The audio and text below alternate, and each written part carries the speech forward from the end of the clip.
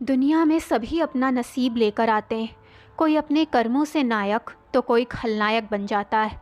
लेकिन सच कहा जाए तो कोई भी व्यक्ति ये नहीं चाहता कि उसे खलनायक के रूप में याद किया जाए।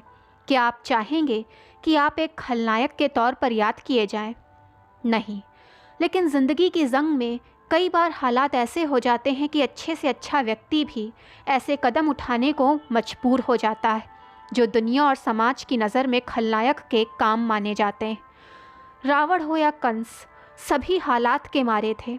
अगर आप रावण की स्थिति और कंस के हालातों पर गौर करें तो पाएंगे कि उनकी जैसी स्थिति यदि आपकी होती तो आप क्या करते।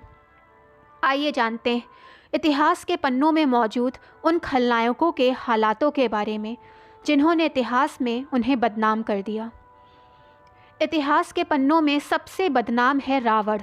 रावण पर इल्ज़ाम है कि उसने एक विवाहित स्त्री का हरण किया था। इसने अपने भाई को देश से निकाला दिया था।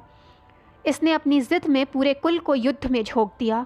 लेकिन रावण की परिस्थिति पर गौर करें तो पाएंगे कि अगर आप उसकी जगह होते तो आप क्या करते। रावण ने सीता का हरण उन परिस्थितियों में किया जब उसकी बहन सूर्पनखा की नाक लक्ष्मण ने काट ली। नाक कटने का अर्थ मान भंग होना होता है, यानी अपनी बहन के मान भंग होने पर कोई भी भाई प्रतिशोध लेने की सोच सकता है। शास्त्रों में कहा गया है कि जो पुरुष अपनी स्त्री, माँ और बहन की मान की रक्षा ना कर पाए उसे पुरुष कहलाने का भी अधिकार नहीं। रावण ने सीता का हरण किया ताकि राम और लक्ष्मण भी उसकी तरह अपमानित महसूस कर सकें। विभीषण ने कायर की भांति संधि करने का प्रस्ताव रखा, इसीलिए रावण ने उसे देश निकाला दिया और अपने मान और सम्मान की रक्षा की। धर्म पक्ष भी यही कहता है कि रावण जानता था कि राम नारायण के अवतार हैं और उनके हाथों मृत्यु से मुक्ति मिल जाएगी, इसीलिए राजा होने के नाते उसने अपने साथ साथ पूरी प्रजा को भी मुक्ति दिलाई। अगर रावण पापी और खलनायक होता तो राम कभी भी रावण के शव को प्रणाम नहीं करते और अपने भाई को रावण से ज्ञान लेने के लिए उसके पास नहीं भेजते। रावण के बाद इतिहास में सबसे बदनाम है कंस।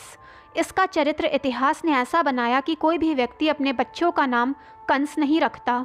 कारण ये कि इसके ऊपर बड़ा इल्ज़ाम है कि इसने अपने पिता, बहन और जीजा को बंदी बनाया। लेकिन इसके ऊपर सबसे बड़ा इल्ज़ाम है कि इसने अपने 6 भांजों की हत्या अपने हाथों से की। लेकिन अगर आप कंस की उन स्थितियों को समझेंगे कि क्यों कंस खलनायक बना तो आपकी कंस के प्रति घृणा कम हो सकती है। ये कंस के भाग्य की विडंबना ही थी कि जब वो अपनी लाडली बहन देवकी की शादी करवा कर उसे ससुराल विदा कर रहा था, उसी समय उसे पता चला कि उसकी मौत देवकी के पुत्र के हाथों होगी। कंस कोई भगवान नहीं था जो अपनी निश्चित मौत को देखकर भी शांत रहता और उसे टालने के उपाय भी ना करता। कंस ने उस समय जो किया संभव है कि कोई भी सामान्य व्यक्ति अपनी मौत के डर से ऐसा कर सकता था। कंस ने पिता को बंदी बनाकर स्वयं राजगद्दी संभाली ताकि देवकी और वासुदेव को बंदी बनाने पर उसे राजदंड ना मिले। कंस अगर वास्तव में बुरा होता तो देवकी के बच्चों को मारने की बजाय सीधा देवकी और वासुदेव को ही मार देता, लेकिन उसने उन्हें नहीं मारा। शास्त्रों में कहा गया है आत्मरक्षितो धर्मा, यानी अपनी रक्षा करना धर्म है। ऐसे में कंस ने अपने जीवन की रक्षा के लिए जो किया वो उसकी बुद्धि के अनुसार, शास्त्र के अनुसार ही था। अगर कंस वास्तव में बुरा और खलनायक था तो भगवान श्री कृष्ण ने कंस को उस समय अपने नारायण रूप के दर्शन क्यों कराए जब कंस के प्राण शरीर से निकल रहे थे।